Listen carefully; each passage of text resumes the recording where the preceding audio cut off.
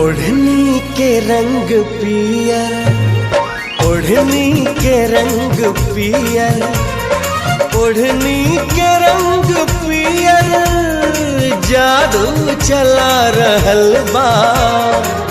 लागे कि जैसे खेतवा में, लागे कि जैसे खेतवा में सरसों फुला रहल बा। लागे कि जैसे खेतवा में सरसों फुला रहल बा। ओढ़नी के रंग पियर।